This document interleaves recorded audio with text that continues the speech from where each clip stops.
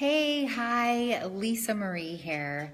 And I've been asked by both a lot of family and friends that have not had weight loss surgery, as well as from some people who are either about to have surgery or have just had it or are kind of trying to get back into the habits of how on earth do you sip your water or beverages after weight loss surgery, and how do you get it all in one day? So I thought I would come up with a crazy idea to actually give you a visual and show you what I do. The interesting thing is once you have weight loss surgery, you have to really become pretty talented with your tongue. I mean, oh my goodness, if my husband were here, he would be giving me a really hard time about that. Oh my gosh, sorry. Anyway, you cannot drink or swallow the amount of liquid that maybe you're accustomed to. I've always actually swallowed what I thought were normal swallows and not really guzzle things because I just didn't learn how to do that, so I didn't do it. However, I have since learned from my weight loss surgery that the amount of my swallow compared to what I used to do to what I have now is drastically different. So here goes. I'm going to show you. I have normal water, and I think I'll show you what my old normal swallows size would have been.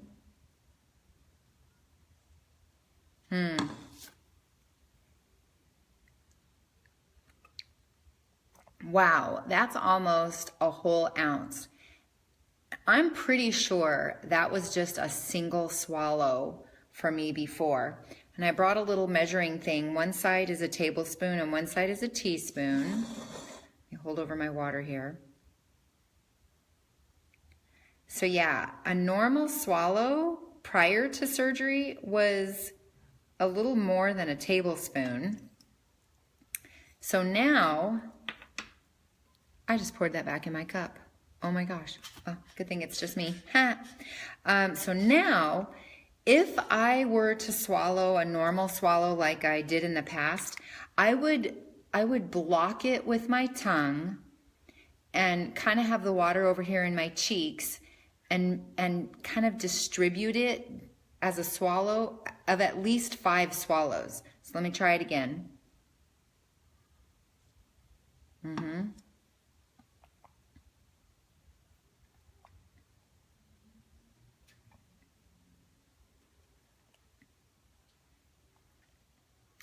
Actually, I could have done that in 6 swallows. Because if you swallow too big of a swallow, you feel it right here in your chest. You kind of feel it in your throat too. That last one was a little big. But you feel it right here, and it reminds me of the gas that you have after surgery, and when they fill you up with it, how everything just kind of hurts and feels like your chest is constricted.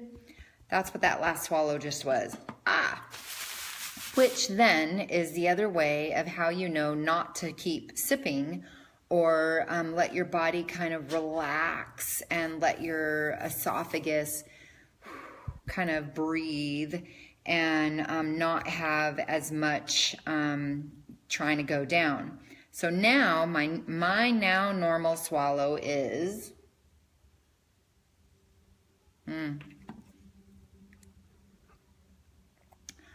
way tinier. Let me see. Yeah, look at that. 1 teaspoon compared to a tablespoon. And I still have a little bit in there. So that probably could have been 2 swallows. So the trick is when you're drinking, really your tongue just has to do a lot more work than probably you used to do prior to surgery. And it has to actually block the flow of the liquid and and you're just going to feel it. I mean, everybody's different. So you'll have to learn how much to let in, and less is more in my book. Who cares? If you have to take, little teeny tiny sips and you do 5 at a time, it's not going to hurt anybody. And really only you know it, and it's better for you and your body. So then they say not to drink out of straws right after surgery. And the reason for that is because that's a lot of air to suck up before you actually get the liquid. And if you have a skinny straw like this, it's less air, but still a lot. And you can have a fat straw like that, which, look, this one fits inside of it. Crazy. And then McDonald's straws, and somebody else has a really big fat one. Polly's Pies, theirs is black, and it's even bigger than this. So imagine you're trying to just get liquid in, and you've now filled up your esophagus and part of your stomach with air instead of liquid. And that's not what your doctor wants. The doctor wants you to just get liquid in. So I do have a trick with this too, because I'm a straw drinker, or I was. And I'm not as much of a straw drinker as I used to be for 2 reasons. A, it kind of hurts and you kind of mindlessly suck up the straw and forget. But second, did you know a straw gives you smoker lips? Right, smoker lips, because you're like this all the time. So look, you get wrinkles around your mouth like you're a smoker. And I'm not a smoker. I was a straw drinker. So now I don't drink out of a straw very often. I drink out of my insulated mugs more than anything because it keeps everything really cold or warm for me. Okay, so sipping out of a straw is the same. You have to use your tongue to block that flow. And I also use my tongue to block the air. I suck it up and then I block it off with my tongue, blow it out my nose, and then suck in the water. I know, sucking 101. Here we go. Sipping 101, sorry. Oh my gosh. Okay.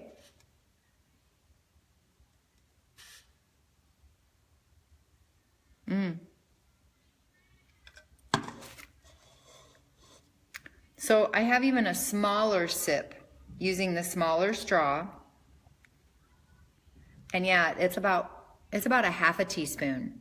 And that's kind of normal. That's kind of, if I drink through a straw or I drink through an insulated mug that has one of those little tiny openings, that's about the size I swallow. It is a half a teaspoon there. Now, if you use the bigger straw, you still have to do the same thing. You want to use your tongue to block off the air. Blow it out.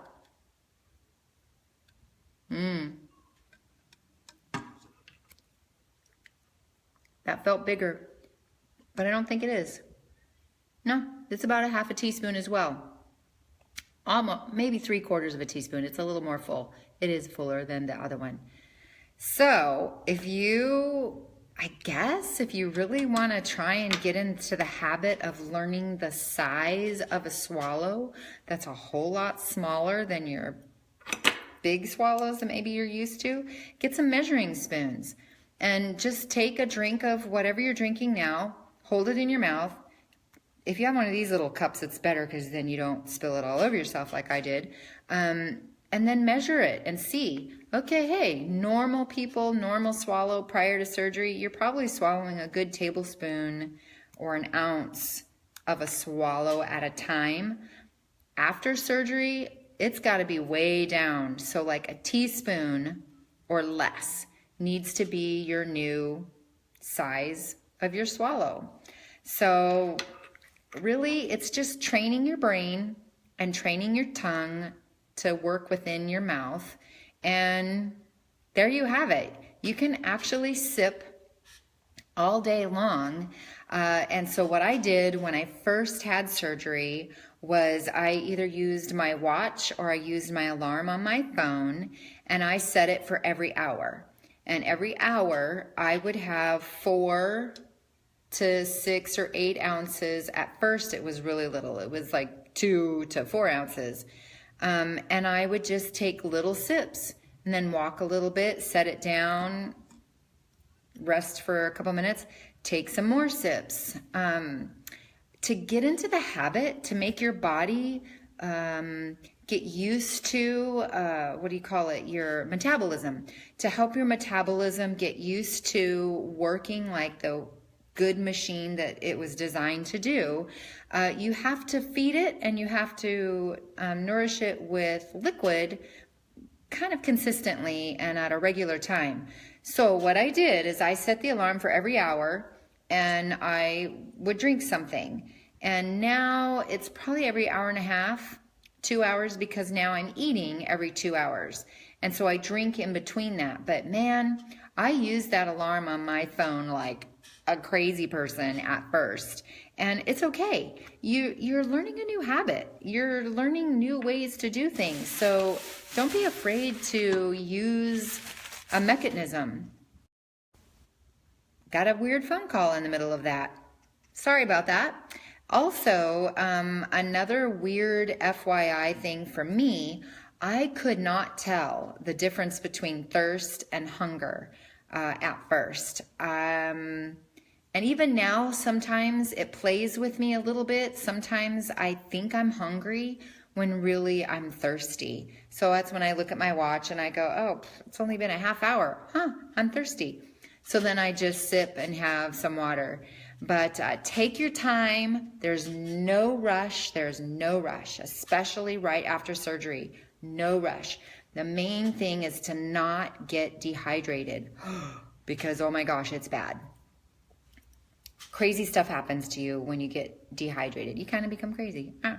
Anyway, it's not good for your body. So the smaller, more often you can sip, the better. But I'm telling you, if you take too big of a sip, kind of like I did at first, it hurts here. It reminds me of a hiccup and a burp at the same time. Kind of like the two, if you've ever hiccuped and burped at the same time, how it constricts your chest and hurts. That's the feeling of when you take too big of a swallow. And it's there for a reason, so that you don't do it. But there you have it. How to sip after weight loss surgery. Have a great day. I will talk to you later. Bye.